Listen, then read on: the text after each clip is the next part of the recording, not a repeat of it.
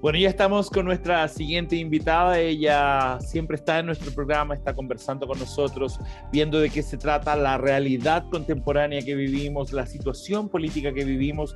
Y justamente ya estamos en elecciones. De hecho, cuando este programa salga en su primera emisión, va a estar un día antes de saber quién es el presidente de Chile. Sin embargo, las posteriores emisiones van a ser cuando ya sepamos quién es nuestro presidente, si Gabriel Boric o el señor Kast.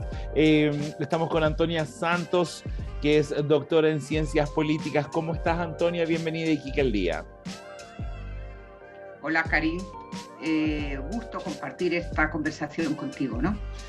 Antonia, estamos con el nuevo presidente encima. Sin embargo, podríamos hablar de lo que se viene para el presidente que sea que en este momento esté ya electo. ¿Qué se viene, Antonia? ¿Qué es lo primero que debería de alguna manera hacer el próximo presidente? Bueno, yo partiría por algo que no solemos hacer, ¿no? Que se nos pasa así, porque tú dices la próxima elección de Gabriel Boric y el señor Kast. No, la próxima elección es del señor Boric y del señor Kast. Ah, perfecto. Los dos van a tener las oportunidades, uno de los dos va a ser presidente y merecen el mismo tratamiento y el mismo respeto. Esto no es una cuestión de edad, sino la posición y el liderazgo que han tenido para que la ciudadanía los tenga donde actualmente están. ¿Qué va a pasar? Qué riesgo, ¿no? Y sabiendo que este programa, con lo que nos has dicho, se va a emitir antes y se va a emitir después. Después, claro. Sí, yo creo que no voy a decir nada nuevo, nada que no sepamos, ¿no? Va a ser una elección muy reñida. Cualquiera de los dos está en condiciones de poder ganar porque se ha llegado a una polarización muy grande. Posiblemente yo coincido con las encuestas de una cierta ventaja de Boric, porque el continuador de la política del gobierno era Sichel, él le ganó a Sichel. Vamos a ver si este apoyo se mantiene cuando la competencia se baraja de una forma distinta, pero bueno, así como primera aproximación considero que cualquiera de los dos podría ganar, ¿no? Se ha hecho un discurso polarizado donde ha habido mucha intención de llegar a esa tensión, a ese enfrentamiento. Usted elige, que es falso además, ¿no? Que es un discurso muy construido y muy maniqueo. Ajá. Muy maniqueo en el sentido de lo que es bueno y lo que es malo. Y no debemos caer en esa trampa fácil, diría yo, ¿no? Aquí no se está discutiendo entre orden y caos, entre inversión y deuda, entre más Estado, más mercado. Quiero decir, se está decidiendo otra cosa. Se está decidiendo sobre cómo resolvemos una coyuntura de crisis. Exacto. De legitimidad instalada en el país a partir de octubre del 2019 y que tiene una constituyente y que todas las fuerzas políticas aprobaron y firmaron ese compromiso, salvo el partido del señor Kast, ¿no? Y entonces yo creo que necesitamos un presidente que sí tenga una actitud, un talante dialogante, integrador, etc. ¿Cuál va a ser más allá? Tú dices un diálogo, ¿cierto? Pongámonos ya en la posición que este programa está saliendo cuando ya tenemos al nuevo presidente electo. ¿Cuál sería lo primero que debería enfrentar el presidente? De alguna manera, decirle bienvenidos a todos los cambios que se están viviendo en el país, bienvenida a la convencional constituyente, bienvenido a escuchar qué es lo que está pasando. ¿Qué es lo primero que debería hacer, Antonia? Lo primero que creo que tendría que hacer cualquiera de los dos es otorgar, porque esto es muy, muy importante, otorgar seguridad a los ciudadanos, a la comunidad chilena, de que tienen capacidad para asumir el liderazgo que comporta un momento de transición y de cambio. Y eso necesariamente pasa por reconocer el trabajo que está haciendo la Constituyente. La Constituyente fue legítimamente elegida, nos debemos sentir todos y todas las chilenas orgullosos precisamente de la diversidad, la pluralidad, el trabajo que están haciendo, ¿no? Eso es un motivo de orgullo muy importante, y sobre todo acatar que esa constituyente va a terminar con un plebiscito que tiene que ser vinculante, ¿sí? Y eso va a abrir unos escenarios. Quiero decir, en este tránsito se van a abrir nuevos escenarios. Simplemente se está eligiendo un presidente que tiene que asumir precisamente ese tránsito. Claro. Y eso es lo que tenemos, y eso es lo que tenemos que abrazar, porque esa es la situación que tenemos, ¿no? Y no construir falsos espejismos o falsas tensiones, porque ya estamos viviendo una situación, o hemos vivido una situación suficientemente compleja para añadir esta tensión, esta construcción ficticia que hemos hecho, ¿no?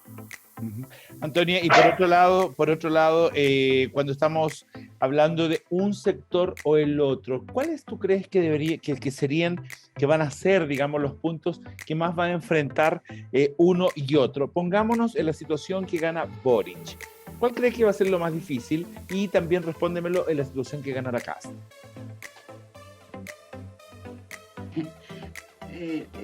Bueno, me lo pone relativamente fácil. Si gana Boric, tiene que convencer a sus opositores de darle garantías de gobernabilidad al país, y si gana Kast, le tiene que dar garantías a sus opositores. Porque es cierto que en las segundas vueltas el balotaje siempre son dos candidatos los que compiten, claro, ¿no? Pero en este caso son dos visiones, son dos modelos muy diferentes que buscan el centro, pero que difícilmente lo encuentran, ¿no? Es o más de lo mismo o un salto hacia adelante con confianza. Y eso nos asusta, los cambios nos asustan. El problema es que el cambio ya se inició, ¿no? Justamente tanto, te iba a decir, el cambio está iniciado en Chile. Por supuesto, a mí no me cabe ninguna duda sobre eso. Chile no volverá a ser esa idea que nosotros tenemos, ese oasis que alguna vez dijo el presidente, que era el oasis de América Latina, que era la imagen que se exportaba fuera de América Latina, pero que los chilenos y chilenas dijeron que no vivían en un oasis, sino que vivían en un cúmulo de problemas, de desconfianza, de inseguridades sobre las que no se quería seguir viviendo. Queremos un sistema de protección, queremos seguridades en nuestra vida, y por tanto lo tenemos que atender. No podemos seguir teniendo el sistema de pensiones, no podemos seguir teniendo el sistema educativo que tenemos, no podemos seguir teniendo el sistema de salud que crea desigualdad, diferencia y que nos dividen como sociedad chilena, ¿no? Ahora, Antonia, poniéndonos también en este escenario del presidente recién electo, ¿cuáles de alguna forma serían las fórmulas que tenemos como país para poder ir vigilando que cada uno de los pasos que ellos han prometido durante sus campañas se vayan cumpliendo? Por ejemplo, un momento Kast viene y dice, yo voy a fundir el Ministerio de la Mujer con el de Familia y Desarrollo Social. Después cambió el tema, pues dijo, no, voy a repotenciar el de la mujer, un discurso totalmente distinto. Boris también con otro tipo de cosas. ¿Cómo vamos pudiendo fiscalizar que de alguna manera esto se cumpla? Porque tú puedes decir misa, pero a la hora que estás en el poder, llegas y haces otra cosa. ¿Cómo ves eso? ¿Cómo podemos hacer los chilenos para que eso se pueda cumplir? Los programas constituyen un muestrario de intenciones de lo que debería ser, pero posiblemente no es lo que se va a llevar a la práctica. Quiero decir, es ese muestrario donde tú reflejas lo que son tus anhelos, pero luego son anhelos que se tienen que contrastar con otros actores políticos. La conformación del Congreso yo creo que es imprescindible, y es un Congreso que está también dividido y polarizado, ¿no? Por tanto, ese es un condicionante muy importante. No es la voluntad del Poder Ejecutivo. Tiene que ser una voluntad del Poder Ejecutivo dispuesta y discutida por un legislativo que tiene visiones también contrapuestas, ¿no? Y que además las posiciones de centro están muy disminuidas. Los partidos tradicionales que ocupaban posiciones centrales son los que más han perdido en toda esta elección, ¿no? Por tanto, claro, ahí se necesita también mucha muñeca política. Se necesitan consensos, se necesita negociación, pero desde una base muy amplia y muy diversa. Aquí no se necesitan ni hegemonías ni monopolios. No vamos a estar frente a cómo construimos grandes mayorías. La política ya no es eso. La política es la capacidad de conciliar grupos diversos que tengan capacidad de negociación. Eso es lo que es la gobernanza en el siglo XXI, ¿sí? No son modelos de alcancemos mayorías hegemónicas y por tanto lideramos un proyecto político. Ajá. Esos proyectos políticos no están a priori definidos. Esos proyectos políticos se tienen que construir en la medida que integramos actores diversos. Y lo que tenemos en Chile es una diversidad como nunca la hemos tenido y una sociedad civil organizada como nunca la hemos tenido en los últimos 30 años. Ningún presidente puede obviar esa realidad. Ok. Antonia, y por otro lado, ¿cómo ves, ahora sí pasándonos un poco a una visión un poco ya más de futuro, cómo ves el futuro de Parisi dentro de todo esto? Yo no le veo futuro a Parisi. Por más que haya sacado este 12%, no. Por más que se supone que es quien definió esto. Ninguno. No le veo ninguno porque los que votan por él son los descreídos de la política, son aquellos que apoyan a un candidato que no cumple con una legislación básica y con los deberes que tiene como padre. Quiero decir, son aquellos que son capaces de decir no nos gusta la política, pero podemos apoyar un candidato que ha estado ausente, que no tiene proyecto político, que su único discurso es un discurso populista, chabacano, fácil. ¿De dónde agarra esto a Parisi? ¿En qué idea concreta tiene? Absolutamente ninguna. Bueno, para mí es un candidato completamente oportunista. Claro. Por tanto, él no controla esos votos. Pero hay un grupo de gente que le cree porque te dicen es que el duopolio, y se basan como en ese discurso y votaron igual. Bueno, pero esa es esa crítica del ciudadano que dice yo cumplo con mi deber cívico, pero como no me interesa la política, pues entonces yo le entrego mi voto. Además, le entregan el voto a alguien que sabe que no va a ganar. ¿Qué confianza te da una persona que es candidato o precandidato a la presidencia y no pisa este país? Porque no es porque tuvo COVID en el último momento, porque las elecciones, lo que fue la campaña, se inició un mes antes de que él tuviese COVID, ¿no? Entonces, para mí es un oportunista, y es un oportunista que no controla sus votos, que sabe que como hay un conjunto de personas que tiene esa opinión de la política, tiene capacidad de enarbolar esa bandera, pero nada más. Esta elección se va a ganar en función de quienes concurran a las urnas, más de cómo se distribuyan los votos de Parisi. Con Parisi hay que tener una actitud crítica. Con Parisi no hay que negociar absolutamente nada porque no es negociable, porque él no tiene propuestas para negociar. Es un apoyo vacío, es un apoyo vacuo. Eso es la mala política. Eso no es la buena política. Eso es lo que cansa a la ciudadanía. Antonia, y para la región de Tarapacá, ¿qué actitud debería tomarse, qué acciones deberían tomarse para mejorar la calidad de vida y mejorar el desarrollo de nuestra región? Desde el nivel central. Desde el nivel central nada. No claro, pasa por pero el nivel central, traspasar más poder a las regiones, ¿o qué debería hacerse?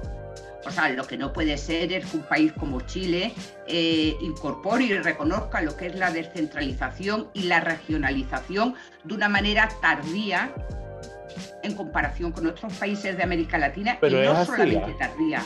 pobre, débil. El Estado no ha puesto ningún esfuerzo en fortalecer la autonomía y la capacidad de las regiones para hacer política del lugar en función de las necesidades que tienen los habitantes de ese lugar, las comunidades de ese lugar. Y se hace un reparto muy inequitativo. Y eso lo vemos también como resultante del voto que hemos tenido en el norte. Grandes aportes a lo que es la economía nacional y una vuelta de recursos o una inversión regional muy deficiente. Hay que fortalecer los gobiernos locales, hay que fortalecer los gobiernos regionales, y no puede ser que un delegado presidencial tenga más competencias que un gobernador electo. Eso es una locura. O sea, eso es el Estado decir vamos a hacer algo, pero esa es una etiqueta, eso no tiene nada de fondo. Las regiones tienen que tener más autonomía, más competencia, más órganos de diálogo y de representación. Eso es lo que exige la democracia del siglo XXI. Y eso es lo que hay que hacer, pero eso es lo que no se ha hecho. Muy bien. Antonia, ya tenemos que despedirnos, pero te voy a dejar comprometida porque la siguiente semana yo creo que te vamos a estar llamando para que vamos viendo cómo se ha desarrollado los primeros días de esta elección, de este presidente electo. Y lo último que te quiero preguntar es, ¿qué te pareció la competencia en los últimos días de los dos candidatos? ¿Qué me ha parecido la competencia en los últimos días? Que las elecciones sean cuanto antes, porque empobrecen el discurso político, ¿sí? Sí. Porque lo desgastan mucho, porque no puede ser que la competencia política se base en cómo descalifico a lo que es mi contrincante. Son los contrincantes que hay, son los que han llegado a la carrera final. Por tanto, lo que se tienen que mostrar son las ideas, ¿sí? Tenemos que debatir sobre un proyecto país, y se han caído en descalificaciones muy bajas. Sí, es verdad. Muy bajas. Pero creo que en esas descalificaciones muy bajas no está lo mismo un candidato que otro. Escuchar el otro día en el debate a José Antonio Cast, que llegó un momento que lo único que hacía en su discurso era hablar un poco y sumar una descalificación, me parece que hace una contribución lamentable a lo que es esa construcción de un proyecto político para el país. Ok, gracias Antonia por haber estado con nosotros, que estés muy bien. Con gusto. Y ustedes no se vayan, que yo voy a un pequeño corte y regreso con más Iquique al día, no nos cambie.